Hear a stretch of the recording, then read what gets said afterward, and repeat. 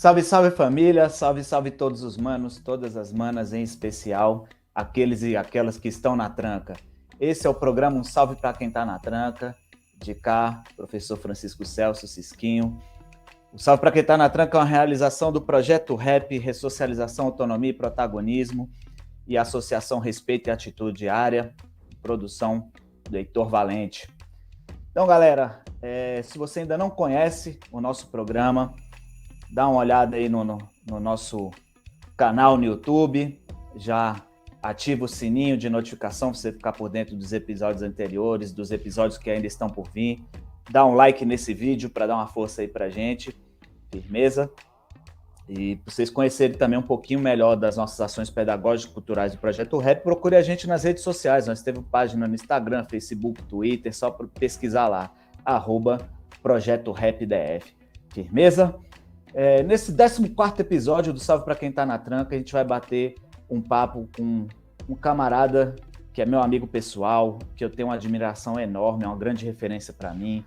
Ele é rapper, ele é arte educador, ele é militante e, acima de tudo, ele é uma grande pessoa, grande escritor também, que eu esqueci de falar, referência aí na literatura marginal do DF e da literatura marginal Brasil afora, com certeza. Estou falando dele, diretamente de Samambaia. Hoje, aliás, está morando no Riacho Fundo 2, mas tem uma vivência muito grande, uma história muito grande na cultura de Samambaia, na militância de Samambaia, na comunidade de Samambaia. Ele que é fundador de um coletivo que tem uma grande história na Samambaia, o Coletivo Artisan. Marcão Aborígene. Chega mais, Marcão, para bater um papo. Opa, meu salve, salve Francisco, tranquilo, meu irmão? De boa. Então, Marcão, antes de a gente começar nosso bate-papo, eu queria que você desse uma saudação inicial para todas e todos que estão nos assistindo aí, em especial a galera que está na tranca, né? Seja no sistema socioeducativo, seja no sistema prisional, que é o nosso público-alvo, firmeza? Certo. Bom, primeiramente, saudar com bom dia, boa tarde ou boa noite, e no horário que você vê essa parada, pedir licença para chegar aonde você está. Eu me chamo Marcão Aborígene, sou morador aqui do Riacho Fundo 2, militante da cultura hip hop. E antes de qualquer coisa, o salve é um salve de inteligência, um salve de estratégia, para que a gente esteja consciente, atento e atenta em quaisquer circunstâncias que forem, para que a gente seja o melhor possível, tá ligado? Para que a gente planeje passo a passo, dia a dia, a caminhada, o projeto em torno daquilo que a gente almeja, aquele sonho, enfim. Eu acho que, independente de estar na rua, de estar na tranca, acho que inteligência, estratégia, disciplina são importantíssimas, tá ligado? E aí, mas não é essa disciplina que oprime, mas uma disciplina que nos faz caminhar, nos faz enxergar além, tá ligado, Francisco? Eu no caminhar na rua, ou nas unidades, quando a gente faz visita, trabalho, oficina, enfim, eu acho que a gente dialoga muito isso com a rapaziada, sabe? Projeto de vida. É algo que eu aqui, enquanto um jovem adulto periférico, um trabalhador periférico, venho buscando aprender, e quanto antes melhor, tá ligado? Eu acho que a gente precisa projetar, eu acho que a gente precisa ter inteligência no dia a dia, em qualquer local que a gente esteja, tem que ser esperto, tem que ser esperta, tá ligado? Então o primeiro salve é esse, também desejar que todos estejam com saúde, desejar forças, para que esse momento seja o mais breve possível e para que saia daí fortalecido e fortalecida, para chegar aqui na Quebrada, na Ceilândia, na Estrutural, Recanto, Santa Maria, seja onde for, mais fortalecido, mais fortalecida, porque tem muita gente com saudade de vocês aqui também, certo? E a gente precisa ocupar essa saudade da forma melhor possível, da forma mais benéfica possível, certo? Então é isso, irmãos e irmãs, prazer, Marcão, e vamos embora. Então, Marcão, você, além de rapper, militante, um grande ser humano que eu tenho como uma das minhas grandes referências. Opa. Também, você tem uma história muito bonita como arte educador e, em especial, no sistema socioeducativo, né, com várias oficinas, várias intervenções, vários shows, várias trocas de ideia, várias rodas de conversa e tal. E eu queria que você falasse um pouco, né, dessa sua vivência no sistema socioeducativo.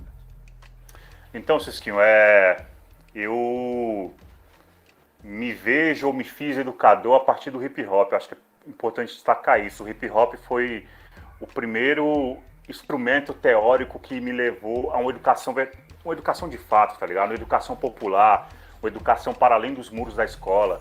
E o louco dizer isso que meu primeiro contato não, eu me fiz rapper ou MC dentro da sala de aula, dentro da escola, impulsionado por um professor, por uma professora que me fez ali transformar redação, poesia em rap, em música, né?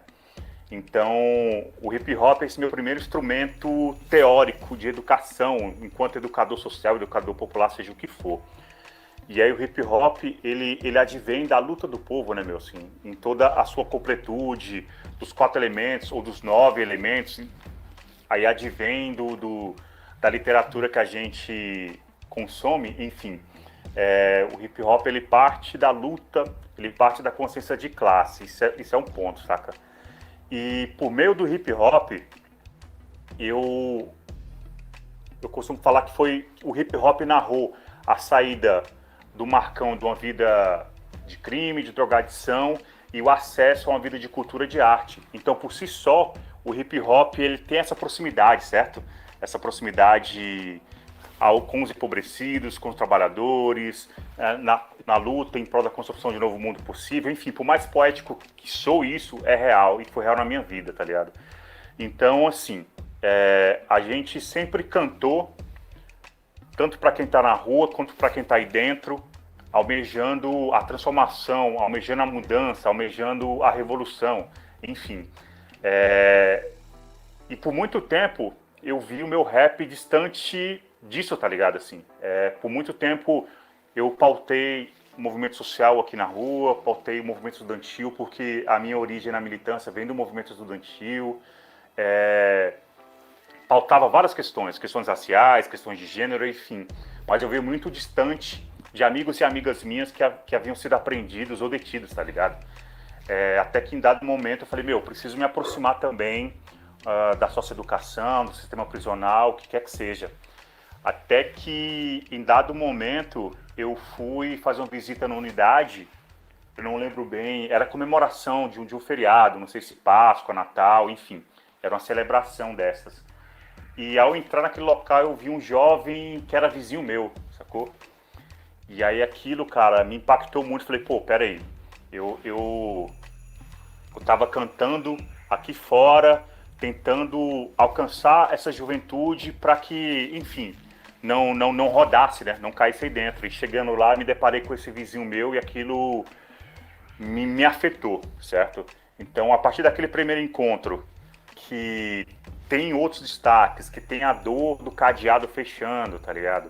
Que tem a dor do portão fechando, tem a dor de eu ver, por exemplo, irmãos mais novos que estavam fazendo essa visita, nessa comemoração, né, com suas mães saindo primeiramente, os internos ali já de cabeça para baixo, e sentir o pranto, ver a lágrima, ver a despedida, aquilo me marcou muito, sacou?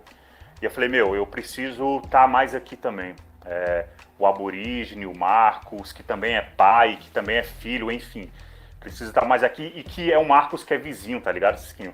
E aí eu me vi, cara, com esse chamado de estudar mais a socioeducação, de entender um pouco mais sobre encarceramento, de estar mais próximo, inclusive musicalmente, dessa realidade. E aí, cara, me aproximei em instituições, com você mesmo, Francisco, com Donas da Rima, enfim. E aí eu passei a estar mais presente nas unidades de internação, depois com o INESC, que é uma outra instituição aqui do DF, que eu sou educador também, enfim. E aí de lá para cá, já são acho que uns 5, 6 anos, não sei, de constantes visitas, constantes rodas de conversas, constantes palestras, enfim. Trocando ideia sobre direitos humanos, sobre desigualdade, sobre empobrecimento, sobre racismo, mas sobre projeto de vida, tá ligado? E aí, tanto aí dentro, fazendo um trabalho mesmo de formação política, de formação artística, criando poesia, criando rap, como aqui fora, tentando fazer um trabalho de acompanhamento, né, a egressos, enfim. Então, o hip hop me fez esse chamado, tá ligado? E a dor daquela despedida, daquela criança se despedindo do irmão, me afetou mais ainda. Então, a minha trajetória enquanto educador no socioeducativo é marcada por isso, tá ligado? Massa. É legal você falar do Inesc, né? Que é importante a gente. Nada a gente constrói sozinho, né, Marcão? E as parcerias são sempre Sim, mano. muito importantes para a gente conseguir, né, atingir os objetivos coletivos, não os objetivos individuais. E o Inesc é Isso. um parceiro grande da unidade de internação, já tivemos premiação de ações conjuntas, né, 2018, o Prêmio Itaú Unicef, então deixar Da um forte Unicef. abraço aí para a Márcia, para a Thalita, enfim, toda a equipe aí de arte educadores do Inesc, que é um grande Não. parceiro nosso. Marcão, você fez uma música, inclusive, né, o Azul e Branco, falando isso. Como é que foi a construção dessa letra? Foi a partir de uma vivência com sócios educandos? Como que foi isso? Conta um Foi. pouquinho dessa história aí pra gente, velho. Cara, Azul e Branco surge ali, acho que meados de 2017, 2018, eu não lembro. Estávamos na oficina aqui na unidade de internação do Recanto das Emas, da Uniri, e aí na oficina sobre comunicação. E aí lá a gente trabalhava várias coisas, oficina de audiovisual, oficina de rádio, e aí fazia todo o preparo, né, de entender de como que essa comunicação é violenta para com as quebradas, como a comunicação é racista, como a gente problematizando os programas de TV que chegam na unidade, enfim, aquelas paradas todas. E a gente começou a desenvolver um trabalho de escrita, né? Porque antes de eu gravar um programa de rádio, antes de eu gravar uma música rap, fazer, né, uma música para esse programa de rádio, a gente ia elaborar na escrita. Aí, Cisquinho, a gente, além da rádio, além do vídeo, a gente teve a ideia de fazer um livro, perdão.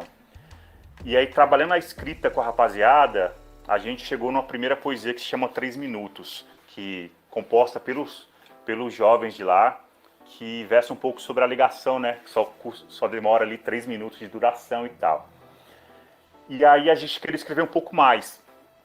E aí eu fui pegando, conversando com ele sobre os sentimentos, sobre dores, sobre a saudade da quebrada.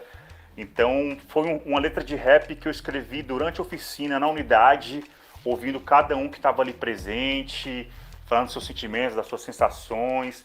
E aí azul e branco é a cor da vestimenta dessa unidade, né? De tantas outras aqui do Distrito Federal. E aí, aí a música nasce assim, por meio de uma vivência na unidade. É uma letra que tem ali a minha mão na caneta, mas que ela é escrita a partir de vários corações, tá ligado? A partir de vários sonhos e tudo. E um fato que eu gosto de... que me marcou muito, na real, eu gosto de citar porque me marcou muito, foi após a saída de uma das oficinas, eu estava saindo da atividade e já fora ali dos muros, enfim, eu vi uma mãe vir buscar seu filho, né? Ele tinha ganhado a liberação e tal, tinha conquistado a liberdade. E aí nesse rolê, ele tá levando uma bronca da mãe e pá. Eu falo, menino, cadê sua chinela e tal? Ele falou, não, mãe, eu deixei lá com meu parceiro do quarto porque ele tava descalço. Mas minha chinela era nova, eu comprei aquela chinela nova pra você, enfim. Então, aquilo me marcou de uma forma, porque isso até é um lance mesmo pra gente pensar enquanto educadores e educadoras, né? Que a gente planeja tudo e talvez porque a gente aprendeu assim, né? A gente foi um depósito, muitas vezes, ali de conhecimento e tal. Então, a gente prepara o roteiro aqui fora, prepara o tema, vai para a unidade de interação, pensando que, eu vou levar aqui solidariedade, eu vou levar aqui autonomia. Só que os caras já são isso, né, meu? Então, o ato dele deixar a chinela dele para um outro jovem que estava descalço é solidário, é um gesto autônomo, é um gesto que tem muito potencial e revela a potencialidade que esses jovens periféricos são, né, mano? Que muitas vezes essa vocação, esse viés não é trabalhado na quebrada, pois seus direitos são violados. Enfim, e daí aquilo me impactou de maneira gritante. Eu falei, daqui para frente eu vou ser um educador que vai utilizar a pedagogia da chinela, a pedagogia da havaiana, tá ligado? Para que a gente não pense mais coisas aqui de fora, sem se colocar no local daqueles jovens de lá, sacou? E, vamos lá, vamos fazer um diálogo honesto, frente a frente, dizer, azul e branco é a cor que menos combina contigo aí dentro. O seu lugar aqui fora, o seu lugar aqui fora, vestindo uma peita da hora, cantando um palco de rap, vestindo uma roupa da hora para sua formatura. Azul e branco é a roupa que menos combina com a gente. E daí, nesse pensamento, nesse rolê, nessa construção coletiva de vários corações, tá ligado? Que acho que minha caneta conseguiu transcrever, que nasceu Azul e Branco, mano. E aí, Azul e Branco, ela é quase que um processo ou uma continuação de outra música chamada Meu Menino, que eu lancei na coletânea do DJ Rafa 35 anos, que também é uma música que se originou por meio dessa vivência, dessas visitas, né, cara? E aí, um tempo antes, 2014, a gente estava no coletivo Artisan, que era um coletivo de hip hop, um coletivo de juventude de Samambaia. E a gente, cara, para além dos saraus que a gente faz, para além das oficinas, a gente quer ir para a esquina. A gente quer comunicar com a galera que está na esquina, como que a gente faz isso. Então a gente começou a pensar numa campanha, né? De fazer, não dá nada o quê? O que não dá nada, sabe? Se enquanto a gente acredita que o crime não dá nada, tem gente lucrando, tem toda uma indústria lucrando com o seu aprisionamento, com o seu encarceramento, tem toda uma rede de sofrimento que se forma na quebrada, com seus familiares, com seus amigos, sacou? Então a gente ficava problematizando isso, questionando isso e como deixar isso de uma forma mais simples, ou palpável, ou entendível. E aí a gente queria fazer uma campanha na esquina de colar fanzine, de colar lambe, enfim. E aí eu, inspirado nisso, inspirado nas vivências, nas reflexões do coletivo Artisan, nasceu Meu Menino, né? Que é um diálogo de uma mãe com seu filho no sistema prisional, e enfim. E aí depois, quando surge Azul e Branco, eu falei, a gente precisa narrar também as conquistas, né? Não apenas só o sofrimento, não apenas o pranto, a saudade que é Meu Menino. Mas Azul e Branco, ele tem um desfecho que é o jovem que sai da unidade de internação, que consegue ali voltar a estudar, que consegue trampar, enfim, e que vai tomar um banho em casa sem ser com sabonete cortado ao meio, né, Com essa coisa tão simples para eles e elas, é sentir o cheiro do almoço na mãe dentro de casa. Enfim, então Azul e Branco continua esse diálogo iniciado em Meu Menino, mas com uma perspectiva de futuro, saca? Massa, é legal dizer que a história que você narrou aí da chinela havaiana, ela tá presente na letra da música, né, velho? É muito Isso, da hora. Mano. E é legal que, assim, a gente escuta a música, a gente enxerga a cena todinha, assim, mano. Eu fiquei me colocando no seu lugar, cara, né? Porque eu também teria me emocionado bastante de ver uma cena dessa, saca? Cara, eu não consigo, Cisquinho, eu não consigo, cara, relatar como foi isso, sacou? Porque, foi impactante, mano. Eu vi o olhar da mãe, sacou? Eu vi a dor na voz da mãe, assim, mas ao mesmo tempo aquele, sabe? Eu lembro de um verso do Singelo, junto com o Diga Rô, né? Que ele fala, a melhor medida socioeducativa é a bronca da mãe. E eu vi aquilo ali, sabe? Na minha frente e tal. Tanto que no outro dia que eu voltei pra unidade, eu já vim naquela perspectiva, naquela pegada de ir com mais calma, de ir mais na manha. E, mano, eu sempre gostei de escrever rap assim, saca? Sempre gostei de escrever rap em formato de história, né? Ali com enredo e tal. Muitas vezes para tentar aproximar mais as pessoas desse entendimento, enfim. Eu sempre fui um cara que, no meu começo ali de carreira, eu escrevia de forma muito metafórica, enfim, e tal.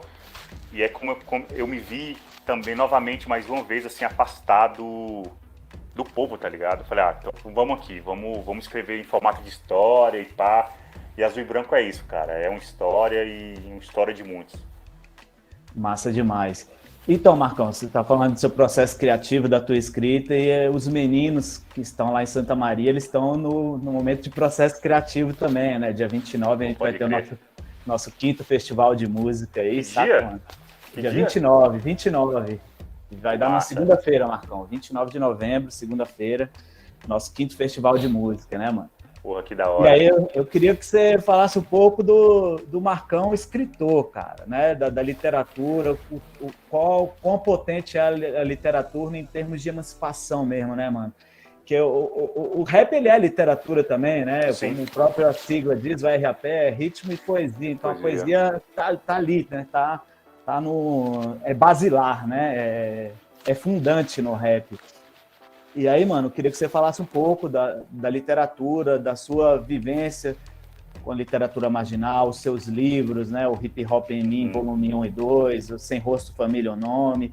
E se tem algo por vir aí, né? Se você pode dar um spoiler aí, tanto na questão musical como na questão da escrita também da literatura, se tem plano, se tem algo por vir aí. Enfim. Demorou. Cara, primeiramente, assim, dizer que eu sou neto de Pedro Graciano Dantas, um nordestino que aprendeu a ler com literatura de cordel. Nunca pisou numa sala de aula e foi por meio da literatura de cordel que ele aprendeu a ler e depois foi ali fazer repente e tal. Eu digo isso porque foi o rap que me fez ler o mundo de outra maneira, tá ligado? É, das séries iniciais e tudo, no ensino fundamental, eu nunca tinha assistido ou escutado ou refletido uma música que falava da minha cidade, Samambaia. E foi por meio do rap a primeira vez que eu vi Samambaia sendo citada numa letra, tá ligado? Então o rap, o hip hop me fez ler o mundo de outra maneira. Então sim, o rap é literatura. Ah, o meu processo de escrita, professor,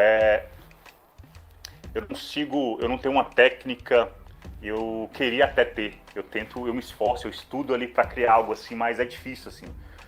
Eu tenho músicas, por exemplo, uma que se chama Azul de Caneta, que é uma música lá de 2001, que eu compus após um sonho, sabe? Eu acordei de madrugada, peguei uma caneta e saí, escrevi, pá.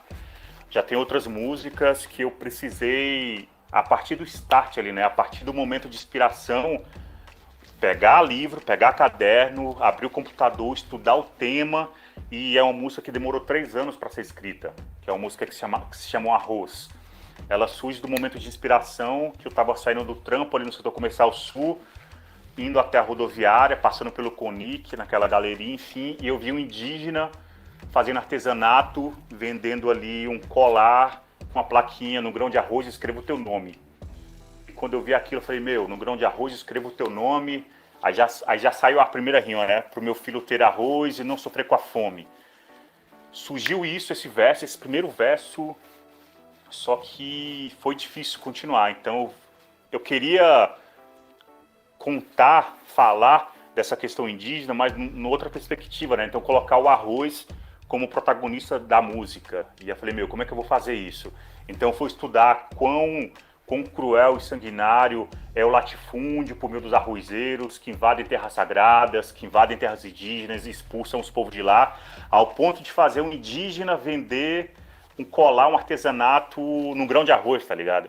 Então eu queria falar dessa viagem toda, e aí lá fui estudar, fui ler um pouco mais sobre Raposa Serra do Sol, sobre etnias brasileiras, enfim. Então eu tô dizendo isso, velho, só para sinalizar que o nosso diamante, a nossa escrita, seja para quem está na rua ou está se preparando aí também para o festival, a nossa escrita é como um diamante, certo? Então que a gente precisa ali, tem a pedra bruta e a gente vai lapidando pouco a pouco até a gente chegar naquela joia, certo?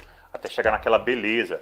E que é importante a gente ouvir muito, tanto rap quanto outros estilos musicais. Se eu vou falar sobre amor, eu preciso conhecer outros gêneros, outros tipos de rap que já falaram sobre esse tema para não ser repetitivo, certo? Ou para eu falar, ou para eu falar daquela coisa de outra forma, entende, Cisquinho? Enfim, meu. Então, a literatura, hip hop, rap é literatura é o rap. E aí a gente tem um movimento há muito tempo que advém principalmente assim dos saraus. Saraus era algo muito constante entre a burguesia que se reunia ali, né, nas bibliotecas, nos seus salões, nas universidades, enfim, pessoas ricas para apreciar seus poetas. Só que hoje, eu estava lendo o Sérgio Vaz esses dias, e ele fala a periferia, o rap, ele já tirou esse glamour da literatura, né, meu? A literatura é nossa também, a literatura periférica, divergente, a literatura marginal. A gente já produz, a gente já escreve há muito tempo. O rap já existe há décadas, escrevendo e ocupando espaços. Então, irmãos e irmãs, eu acho que é importante a gente ocupar cada vez mais a literatura, no nosso processo criativo, a gente estudar, a gente aprofundar teoricamente os temas que a gente vai ler, por mais simples que sejam. Como eu falei aqui, uma história de amor, a gente pode contar essa história de amor de diversas formas, certo? Então, principalmente se a gente for participar de um concurso, então é que a gente tem que ser mais criativo possível, né? Para a gente ocupar ali o pódio, pá. Eu lembro até uma vez que eu participei de um concurso, era um concurso de música, Festival de Música Popular de Samambaia, e a gente foi lá com um rap. Só falei, meu, como que a gente vai chegar aqui para ser um diferencial? Então a gente fez um rap acústico, a gente foi com outros trajes não padrões de rap, a gente saiu de lá com um bom dinheiro, tá ligado? A gente saiu de lá conquistando o prêmio de originalidade, o prêmio de melhor letra, e levamos uma graninha e troféu para casa. Então, para os irmãos e as irmãs aí que estão se preparando pro concurso aí da UISM, do Projeto Rap, meu, pensa isso, sacou? Chega lá e choca o jurado, choca a jurada. Seja mais criativo possível. Mas voltando à pergunta, cara, eu gosto de falar isso, meu, que eu me fiz nos concursos da Curso. Meu primeiro rap que eu gravei na vida foi pro Abril pro Rap, em 2001, para participar de um concurso e tal. Então eu me amarro nessa parada, assim, eu gosto muito. Eu acho que sinto falta até dos concursos na quebrada, e boa sorte para todo mundo que tá aí se preparando para levar esse troféu. E, mano, eu tenho dois livros lançados, um chamado Sem Rosto Família ou Nome, lá de 2013, que eu lancei junto com a Abadia Catadora, que é uma editora popular da Cidade Estrutural, uma editora que surge a partir de ex-catadores de materiais recicláveis, que faziam as capas de livro a partir de papelão, tá ligado? Reciclado. E aí é um compilado de textos que eu lancei em fanzines, de poesias, enfim.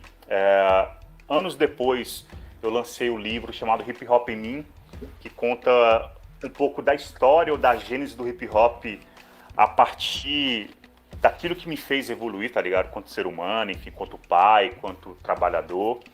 E aí eu vou ali olhando pro rap, pro contexto socioeconômico da Jamaica, quando o rap surge, ou quando um adolescente aos 13 anos de idade muda para os Estados Unidos e leva essa forma de fazer festa na rua, né? O Sound System, pá. Isso é louco, pá. Eu gosto de falar isso, porque é louco, né, meu? Um adolescente de 13 anos de idade leva essa forma de fazer música, de fazer festa para os Estados Unidos, e lá esse adolescente encontra os Panteras Negras, a luta pelos direitos civis, luta pelos direitos do povo preto, e é esse mesmo adolescente que o Brasil quer a todo momento encarcerar, tá ligado? Então olha só as potências que são destruídas por conta do empobrecimento. Enfim, então hip hop em mim eu vou fazendo essa análise também do grafite, do breaking, do DJ, enfim.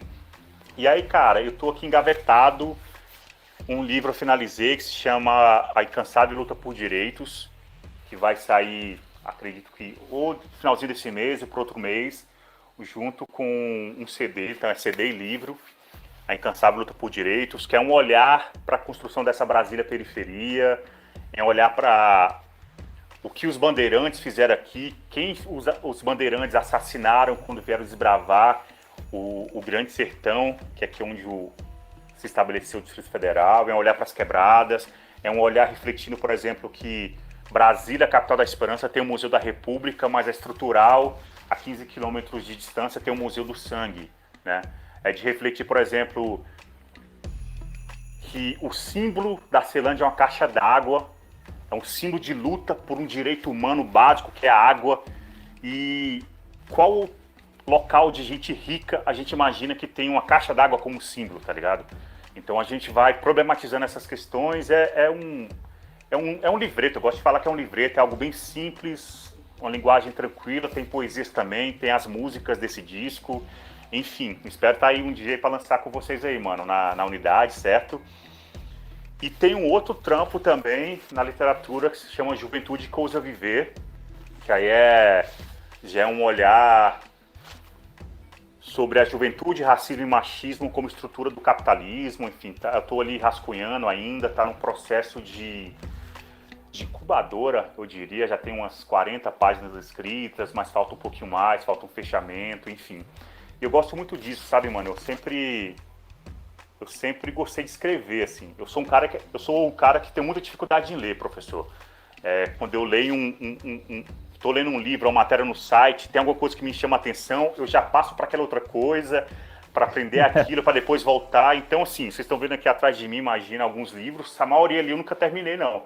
Então, que uma coisa me chamando para outra, enfim. É talvez um pouco da minha mente ansiosa também, que isso atrapalha um pouco, ao mesmo tempo que ajuda, atrapalha um pouco. Mas eu sempre gostei de escrever muito, então tenho esses dois, um já pronto, em fase de diagramação, de elaboração de arte, de capa e tal, e o outro tá ali ainda sendo escrito. Estou pensando em convidar uma amiga minha para escrever ele junto comigo, a Suelen Gonçalves da família Hip Hop. Ela vai ver esse vídeo aqui, sinta-se convidada já. Mas é isso, cara, eu acho que a gente precisa ocupar, tá ligado? durante muito tempo, escreveram por nós, como o inquérito já foi várias vezes aí na unidade, né, mano? Essa história é nossa, deixa que nós escreve. Então acho que a fita é essa mesmo, sacou? E se a história é nossa, deixa que nós escreve, é não cair na armadilha também que esse mesmo sistema impõe, sacou? É ser inteligente, é ser sagaz, é ser estratégico e por aí vai, mano. Pô, massa demais, Marcão. Já estou ansioso aí para o lançamento dos 2 livros. Com certeza, vamos fazer uma edição do Opa, Sarau lá para você poder lançar os por livros favor, lá. velho. Não, E e é assim que lançar, eu deixo uns com vocês aí para vocês utilizarem na escola, no projeto Rap, massa, dia beleza? 30 de agosto a gente inaugurou o nosso espaço literário em dedicação Sandrox. ao Sandrox, né? E aí, com certeza, vai ser muito bem-vindo lá para os meninos e as meninas. Os meninos só agora, né? Os meninos abriram a Sim, unidade sim, nova. verdade. Marcão, eu queria que você resgatasse um pouco, cara, da história do Artisan, porque eu acho que, para mim, é um coletivo que eu acompanhei e vi muitos dos nossos ali, cara, amadurecerem politicamente, aguçando o senso crítico, o processo criativo.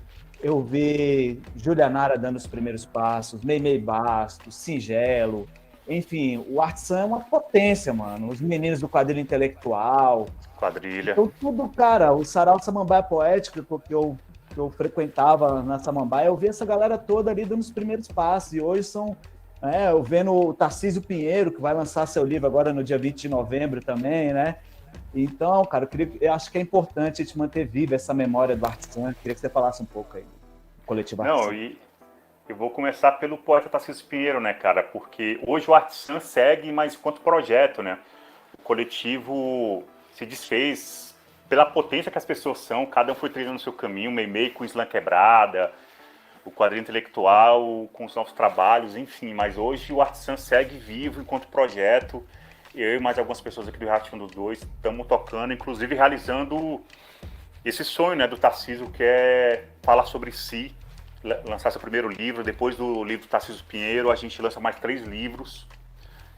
Inclusive, vai ser um edital para mapeamento e lançamento do Mulher Quebrada Volume 2, cuja primeira edição foi lançada lá em 2015, uma coletânea de poetas de várias quebradas do DF, enfim. Então a gente está aí, sabe, mano, continuando sonhando, continuando trabalhando. Breve tem clipe por meio do Fundo Artisan de Cultura Urbana, do Mantendo a Identidade, do 3RG. A gente vai lançar edital também para produzir clipe de artistas LGBTQIA+, de artistas e mulheres. Então a gente está aí, cara, na luta ainda. Durante esse período de pandemia foram muitas famílias visitadas, sabe, mano, auxiliando ali com cesta básica, com máscara, com livro. A gente fez uma cesta básica chamada Cesta Põe Poesia, inspirado no Sérgio Vaz, que aí era o alimento, mas também livro, alimento, mas também CD. Enfim, então a Artisan segue enquanto projeto hoje, né, meu? Eu vislumbro ainda que a gente volte ainda com um coletivo de mais pessoas. Mas, enfim, o Artisan, ele significa arte solidária, autônoma e militante. Surge em 2008, por meio de oficinas, de formações, de fóruns de hip-hop que aconteciam em Samambaia. Foi uma das primeiras organizações de hip-hop da cidade que pautavam politicamente a cidade, tá ligado? Que debatiam politicamente a cidade. Então, quando a gente articula o Cine Clube Câmbio Negro e passa a fazer mostra de cinema na rua, era mais do que o direito, o acesso à cultura, mas era uma reivindicação por espaço público, tá ligado? Porque Samambaia surgiu em 89, então até 2013, mais ou menos, a gente não tinha um espaço público de cultura. Então, tal qual o Sarau Complexo, a gente fazia nas ruas, mobilizando a população por meio de abaixo-assinado ou por meio da arte, para que a gente tivesse esse ponto, tivesse o Complexo Cultural de Samambaia. A gente fazia isso com o coletivo Artisan, tá ligado? Então, Sarau Samambaia Poética, Cine Clube Câmbio Negro, a Escola de Formação do Hip Hop, onde a gente fazia análise de conjuntura, onde a gente fazia formação sobre gênero, raça, onde a gente fazia formação sobre as lutas populares do Brasil, sobre juventude, sobre ditadura militar, enfim, mano.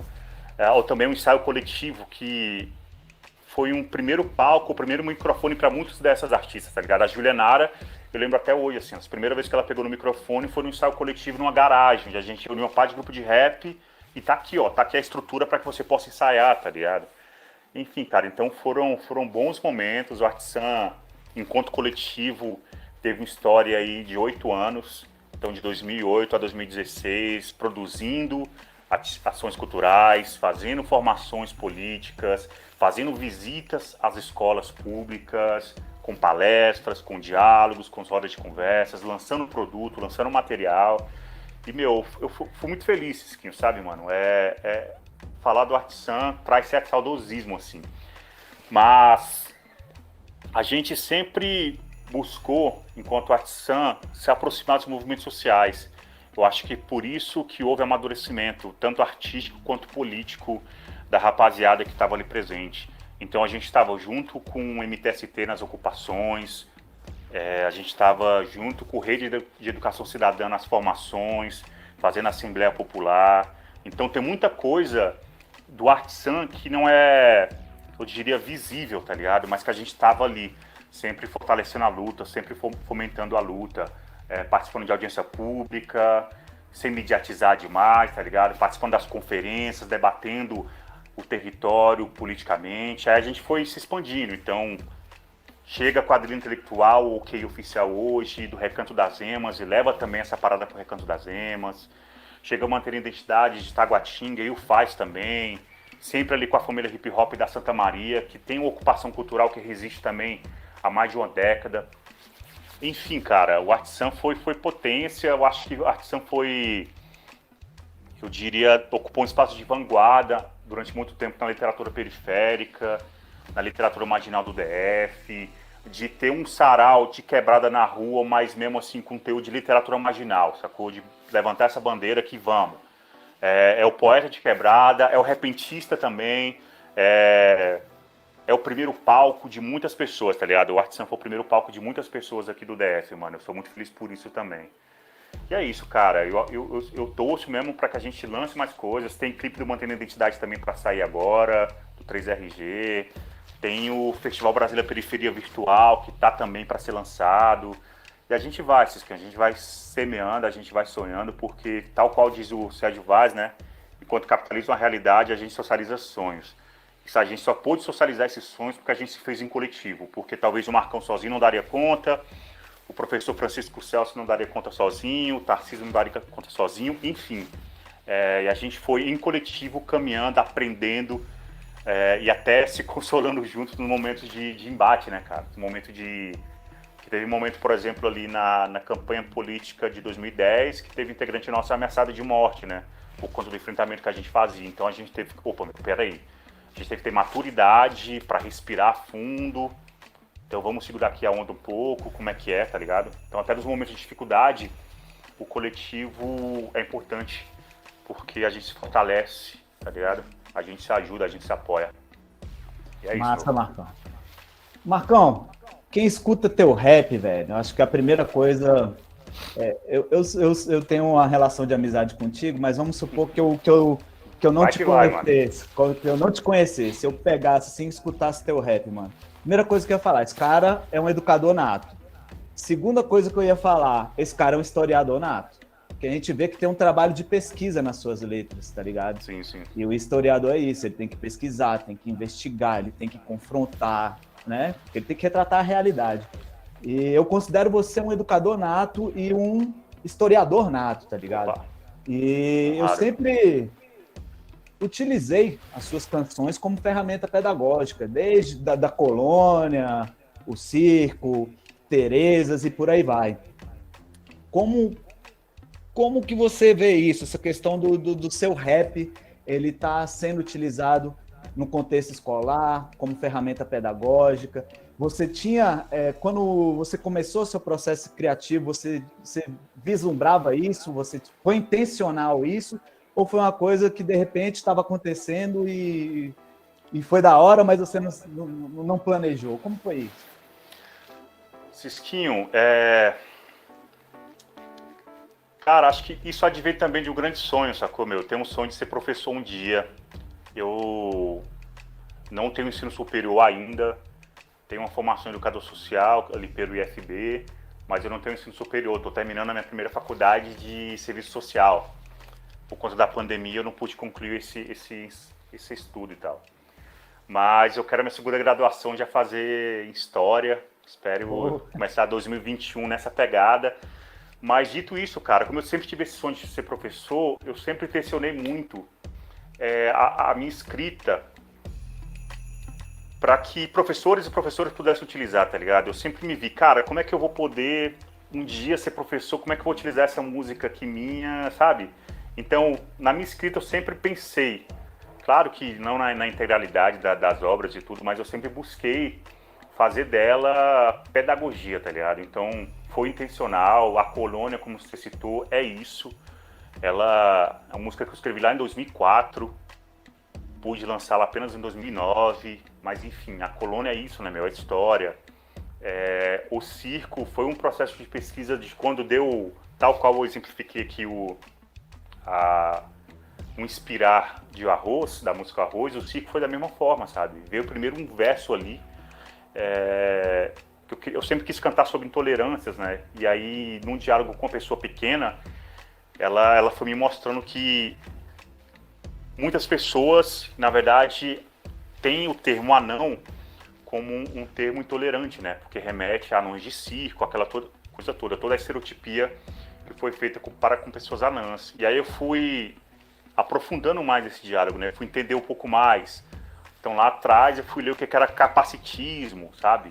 Então eu sempre quis fazer do meu rap essa literatura para que as pessoas pudessem aprofundar os temas ou conhecer os temas e tal. Mesmo no circo eu abordo lá atrás a questão da LGBTfobia, o que pro rap hoje em dia que a gente vem conseguindo, né, compreender, cantar um pouco mais, e mesmo assim tem uma parte de gente homofóbica ainda, que ainda hoje faz declarações desse tipo, né, mano? Isso a gente só tem a lamentar e se vergonhar desse tipo de postura. Mas enfim, foi intencional e eu sou feliz, sabe, por ter feito desse meu rap inspirado em você, uma rap pedagogia do oprimido, né? É uma publicação que você fez, um trabalho que você fez um tempo atrás e utilizou a música Circo para isso também. Eu espero um dia lançar um livro com esse nome, viu, cara?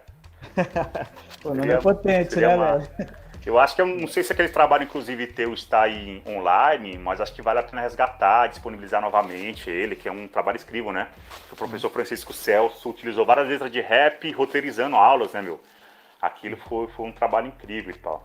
Então é isso, professor. Eu sempre quis, sacou? Sempre quis. Eu fico feliz de te ouvir. Fico feliz de... Eu já tive poesia, música minha utilizada em universidades, utilizada em provas. Eu, mesmo sem ser formado, já fui convidado a ministrar oficina de pedagogia, de metodologia de educação para professores universitários, enfim. Então isso é hip hop, tá ligado? Isso é a quebrada, isso é a potência que a gente, enquanto juventude periférica, sacou? Então, meu, eu sou muito grato por isso, meu. Espero que minha caneta continue aí narrando, escrevendo cada vez mais, inspirando e ajudando os profissionais da educação cada vez mais. Marcão, estamos partindo para os finalmente, mas acho que é um ponto importante para a gente abordar, o acompanhamento de egressos, né, do sistema socioeducativo, que acho que é o maior gargalo do sistema socioeducativo hoje é Sim, esse, meu. né? Assim, quando eles estão lá dentro, bem ou mal, eles têm a escola, eles têm cursos profissionalizantes, etc. Então, utilizando até a linguagem deles, a gente consegue pesar na mente deles e tal.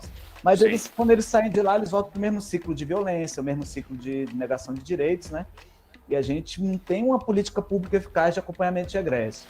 A gente sabe que a gente tem ações nesse sentido, né? O Projeto REP faz um acompanhamento, o INESC faz também, e eu sei que você está à frente dessa ação de acompanhamento de egressos por meio do INESC. Eu queria que você falasse um pouco sobre esse trampo aí, com os egressos. Cara, primeiro, lamentar por essa inexistência, ainda mais saber que houve uma política, houve um programa que foi desenhado há 2 anos atrás, que havia orçamento público destinado para isto. Houve um processo de mobilização, de seleção de jovens e adolescentes e que simplesmente não saiu do papel, né, velho? Então, primeiro, fazer esse repúdio aqui ao governo do Distrito Federal sobre isso, porque a gente precisa, é urgente, uma política mesmo de acompanhamento a egressos, porque tudo é o que a gente canta no circo, né? A rapaziada não precisa de uma tatuagem na testa que já vai ali com carimbo, né? Então já é alvo do preconceito, é alvo de inúmeras outras violências quando sai da unidade.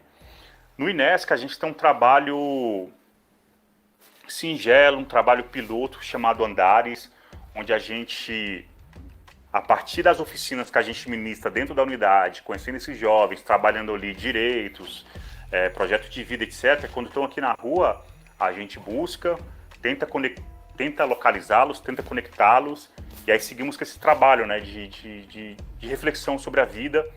Oportunizamos o acesso a uma bolsa para que a rapaziada sobreviva ali durante um tempo, ajude no alimento, ajude no aluguel, enfim. Mas, cara, nós somos uma organização, sabe? Nós somos terceiro setor. O Estado, a política pública alcançaria muito, muito mais. E é uma pena que isso não exista, e aqui só reitero o repúdio. E aí, cara, eu acho que para além do projeto RAP, para além do INESC ou de outras instituições, do próprio CDCA, que aqui vai outra bronca também, que precisa liberar recursos para instituições que foram selecionadas para fazer esse trabalho de acompanhamento de egressos, é algo que também está parado aí há meses e precisa ser posto em prática. Mais do que isso, cada um que está ouvindo essa parada tem papel nisso também, tá ligado? Mais do que artigos do ECA que versam sobre a responsabilização de comunidade, de sociedade para com crianças e adolescentes, a gente precisa pegar isso para nós, sacou, mano? Sacou, irmã? A gente precisa, de fato, cumprir. E aí, lembra quando eu falei em coletivo? A gente precisa coletivizar essas ações também, certo? A gente precisa entender que o egresso do sistema socioeducativo, a reincidência ou não dele ou dela, cabe a nós também, a lutar por uma sociedade igualitária, uma sociedade justa, numa política partidária, parar de eleger empresários, parar de eleger fascistoides, parar de eleger aqueles e aquelas que apenas derrubam nossos direitos, tá ligado? Então, o acompanhamento a egressos, o atendimento a egressos perpassa por isso aí também. Mais do que um programa, mais do que um projeto como é o Andares do INESC, o projeto RAP, perpassa por essa construção de uma nova sociedade, onde de fato haja mais emprego, haja mais direitos, tá ligado? Então a gente precisa estar ligado e estar ligada nisso. Incidir politicamente, juntar o seu parlamentar, aquele que você elegeu, para que elabore legislações, para que elabore projetos nesse sentido, sacou? Incidir nas conferências, nos conselhos de defesa de direitos, para que isso exista. Então, é uma luta complexa. O sistema socioeducativo, por mais que haja falhas, e a gente sabe que as falhas advêm não dos profissionais, mas de uma estrutura maior, mas numa estrutura de Estado, por mais que existam, a gente precisa defender a socioeducação, sacou? A gente precisa defender a socioeducação, a gente precisa lutar com os profissionais, a gente precisa lutar com os educandos, com as educandas, para a melhoria desse sistema. Para que quando voltar para a quebrada, a gente tenha, sabe, a gente não tenha mais o azul e branco mesmo não. Quando ele voltar para a quebrada, a gente tem um excelente profissional, a gente tem um jovem formado, a gente tem um pai de família, sabe? A gente tem aquela mina que representa, enfim. Então é uma luta de todos nós, Cisquinho. É complexo, eu acho que a gente, enquanto movimento, a gente precisa cobrar mais mesmo, sacou? Isso me dá raiva, isso me enraivece quando tinha uma política, um programa do governo que selecionou os jovens, isso não foi aplicado, velho.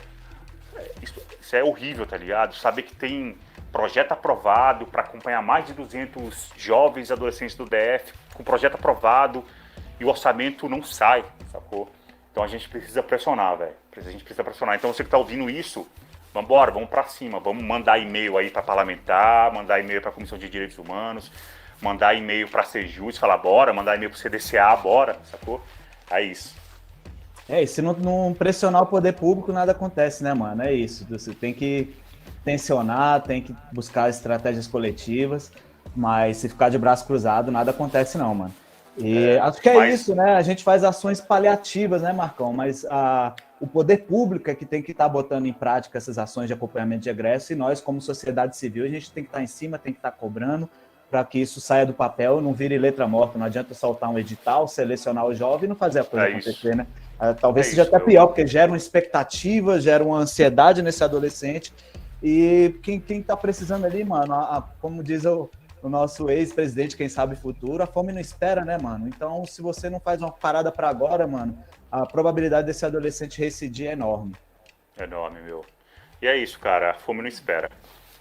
Marcão, no início eu pedi para você dar uma saudação inicial para a galera que está nos assistindo. Agora eu queria que você desse uma saudação final para a rapaziada aí. Não, Beleza? então, primeiro, salve é pra rapaziada aí da WISM, certo? Desejar toda força, toda saúde a vocês. Que, meu, aproveite Projeto Rap, aproveitem os educadores e educadoras aí da unidade, sabe? Aprofunde os conhecimentos, seja curioso, seja curiosa, seja rebelde nos seus estudos, leia cada vez mais, escreva cada vez mais.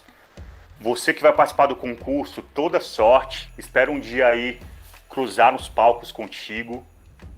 Não apenas aquela se consagrar campeão, mas a todos e todas que estão por aí, certo? Boa sorte no festival, boa sorte no concurso. Quero estar aí presente para celebrar com vocês. Irmãos, a gente vem vivenciando nos últimos anos um empobrecimento muito grande das nossas quebradas, e aí em vários sentidos, né? De 2015 para cá, após o golpe, então, muito se aprofundou, muito se aprofundou. E aí a gente tem cada vez mais dificuldade em acessar direitos, cada vez mais dificuldade em arranjar emprego, enfim.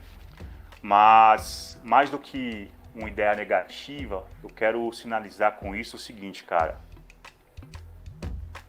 Acredite no teu talento, certo? Acredite na tua vocação, acredite na educação, acredite nos professores e professoras que estão aí do teu lado, certo?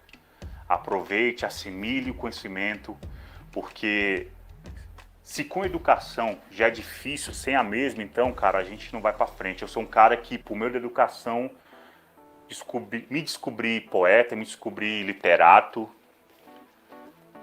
me fiz pai, descobri uma profissão, sacou? Enfim, eu sei que muitos aí são pais também, e é um salve que eu dou sempre pros amigos aqui da rua.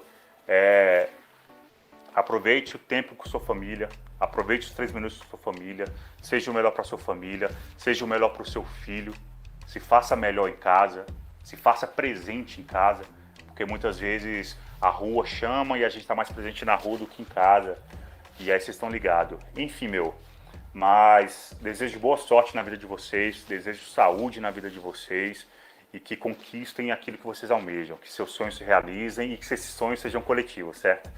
É até difícil expressar assim, porque são 2 anos que eu não vou às unidades, sabe? Por conta da pandemia. A pandemia esfriou as relações em vários sentidos. Então, eu sinto saudade também de estar compartilhando esses sonhos com vocês. Espero que em breve a gente retorne, espero que em breve a gente se encontre aí dentro, que seja breve, mas aqui fora também, para que a gente conquiste direitos, para que a gente sorria, para que a gente caminhe juntos, tá bom? Muita saúde, meus irmãos.